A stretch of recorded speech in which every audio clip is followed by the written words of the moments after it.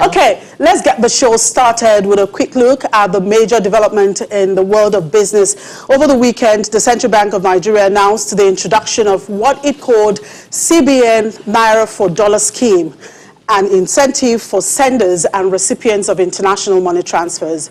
Accordingly, all recipients of diaspora remittances through CBN license MITOs shall henceforth be paid 5 Naira for every $1 received as remittance inflow.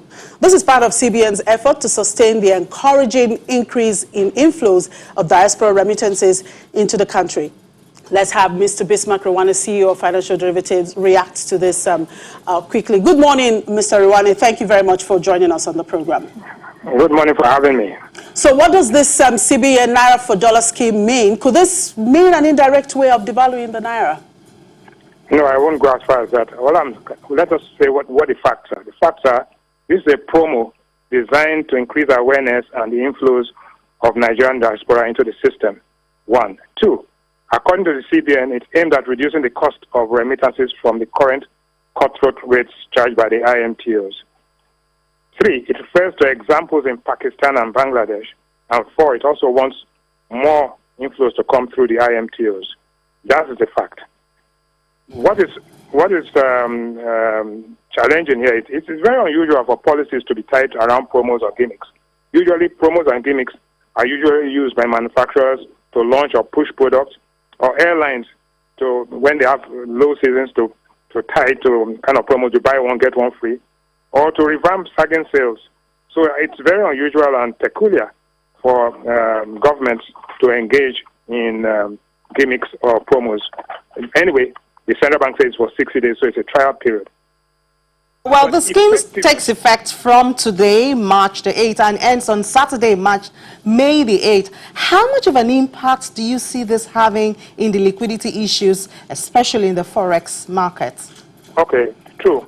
The reality is that what we hear is that the estimated turnover is about $5 to $7 million a day, and it's expected to rise up to $30 million a day. In other words, 30 times 20 working days, you will get maybe $600 million. Well, but that is not the point. The point is that it is an effective depreciation of 1% of the currency, because ever since this year, the I&E window rate had gone all the way from 390 to 411. So if you add 5 Naira, it's another 1%.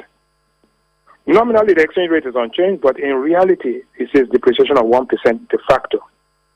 Are there risks associated with these attempts? Yes, there are risks, because some people will round trip. Some people will try to use arbitrage of the system. But the fact is that Nigeria is number 6 in the world in terms of diaspora and workers' remittances. It's estimated about $23 to $25 billion.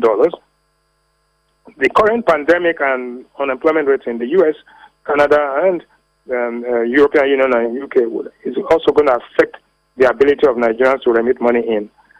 Visiting friends and relatives have actually dropped sharply because of vaccination certificates and all sorts of the pandemic effect.